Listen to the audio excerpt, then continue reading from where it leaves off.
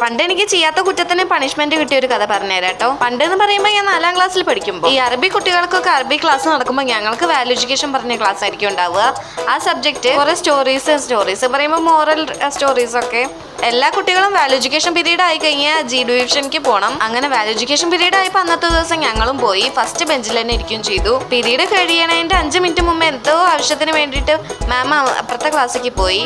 ഈ പോയ സമയത്തായിരുന്നു ബെല്ലടിച്ചിട്ടുണ്ടായിരുന്നത്. ബെല്ലടിച്ചതും ഞങ്ങൾ അപ്പുറത്തെ സൈഡിലുള്ള കുട്ടി ഓടിപ്പോയി. പിന്നാലെ അവന്റെ ഫ്രണ്ടും ഉണ്ടായിരുന്നു. ഇവര് രണ്ടുപേരും കൂടിയിട്ട് ഓടിയത് കൊണ്ട് എങ്ങനെയാണെന്നറിയില്ല ബെഞ്ച് തട്ടി വീണു. ഭയങ്കര നോയ്സ്.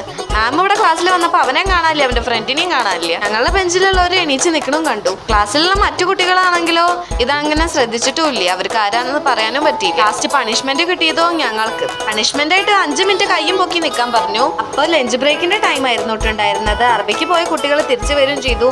ഞങ്ങളുടെ ക്ലാസ്സിലെ കുട്ടികളാണെങ്കിൽ ഞങ്ങളെന്നെ കാണാതെ ഇങ്ങോട്ട് തപ്പി വരികയും ചെയ്തു. പിന്നെ ഈ ജി ഡിവിഷനത്തെ ക്ലാസ് ടീച്ചർ വന്നപ്പോൾ മാമിനോട് ചോദിച്ചിട്ട് പോയിക്കോളാൻ പറഞ്ഞിട്ട് ഞങ്ങൾ ക്ലാസ്സിലേക്ക് പോയി. പോകുന്ന വഴിക്ക് ഞാനും എന്റെ ഫ്രണ്ട് പൂര കരച്ചിലായിരുന്നു. ചെയ്യാത്ത കുറ്റത്തിന് പണിഷ്മെന്റ് കിട്ടിയേനെ. ക്ലാസ്സിലെത്തിയപ്പോൾ ഞങ്ങളുടെ ക്ലാസ് ടീച്ചറുടെ അടുത്ത് ഈ കാര്യം പറഞ്ഞു. Next day value education period ma'am വന്നപ്പോൾ ആ കുട്ടികളാണ് വീഴ്ത്തിയിട്ടെന്ന് കണ്ടുപിടിക്കുകയും ചെയ്തു കേട്ടോ.